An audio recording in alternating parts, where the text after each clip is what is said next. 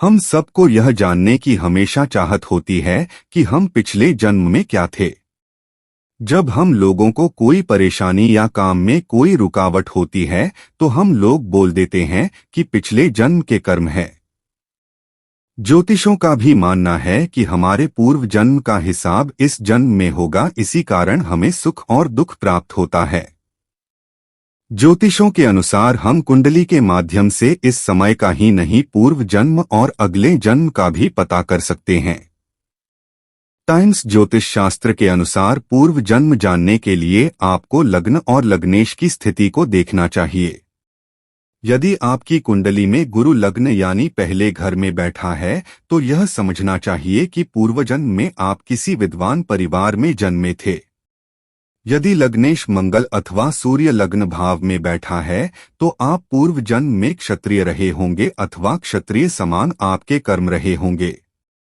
Times वैसे ज्योतिषों के मुताबिक आप चाहे तो खुद भी पता लगा सकते हैं कि आप पिछले जन्म में क्या थे। ज्योतिष शास्त्र के अनुसार अगर आपकी कुंडली में गुरु लग्न यानी पहले घर में बैठा है तो यह समझना चाहिए कि पूर्व जन्म में आप किसी विद्वान परिवार में जन्मे थे। टाइम्स बुध लग्नेश है और लग्न भाव में बैठा है तो पूर्व जन्म में आप वैश्य रहे होंगे। शनि और राहु को शूद्र माना जाता है। लग्न स्थान में मकर या कुंभ राशि हो और शनि या राहु लग्न में बैठा हो तो पूर्व जन्म में आप शूद्र रहे होंगे।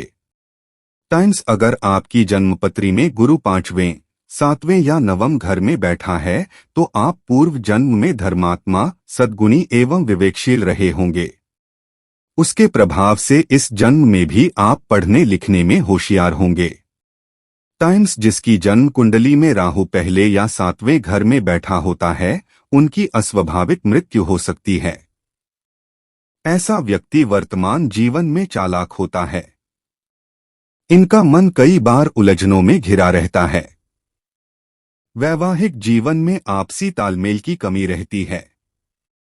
टाइम्स जिन व्यक्तियों का जन्म कर्क लग्न में हुआ है तो व्यक्ति पूर्व जन्म में व्यापारी रहा होगा। ऐसा व्यक्ति चंचल स्वभाव का होता है। छोटे मोटे उतार चढ़ाव के साथ यह जीवन में सफल होते हैं। टाइम्स जिनकी कुंडली में मंगल 6, 7वें या 10वें स्थान में होता है वह पूर्व जन्म में बहुत ही क्रोधी व्यक्ति रहे होंगे। इन्होंने अपने क्रोध के कारण कई लोगों को कष्ट पहुंचाया होगा।